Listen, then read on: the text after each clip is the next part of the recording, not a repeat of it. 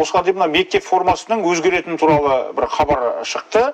Жалпы бұл жерде қандай өзгерістер туралы айтуға болады? Енді бізде 2016 жылы бекітілген мектеп формасы туралы министрліктің бұйрығы бар. Ол бұйрық жалпы концепциясы ешқандай өзгеріске ұшырап жатқан жоқ. Жалпы мектептің формасына үлкен өзгерістер еніп жатқан жоқ. Міне соны біздің ата-аналар және қоғам түсіну керек. Біз не туралы айтып жатырмыз? Біз айтып жатқан мәселе ол ішіндегі қалай еді? Мектептің формасына үлкен әсер етпейтін мәселе. Қазіргі уақытта қалай? Осы бұйрыққа сәйкес әр мектеп өздері дербес мектептің формасына талаптарды бекітеді. Сонда мысалы бізде 7,5 мың мектеп болса, теорияға сәйкес 7,5 мың мектеп формасын бекіту мүмкіндіктері бар.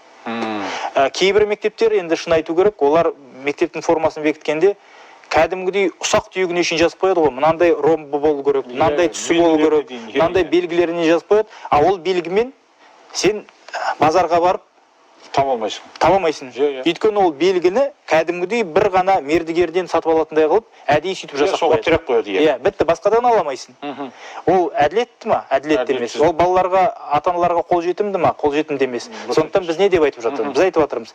Енді әр облыстың деңгейінде осындай талаптарды бекіткен дұрыс дейміз. Сонда егер облыста ортақ талаптар. Егер облыс шеңберінде осы ортақ талапты бекітсе, балалар мысалы болып жатады ғой бізде, бір мектептен екінші мектепке ауысады. Онда форманы ауыстырудың ешқандай қажеті жоқ, өйткені облыс бойынша біркелкі талап. Мысалы, осындай мәселе туралы айтып жатырмыз. Бұл жалпы не үшін керек? Біріншіден, әртүрлі сыбайлас жемқорлықтың алдын алу. Екіншіден, бұл әрине де ата-аналарға қолжетімділіктің болуы. Жалпы осы жаңа талаптар үлкен өзгерістер әкелмейді негізінде. Жалпы бұл қолжетімділікті тек қана арттырды. Жақсы.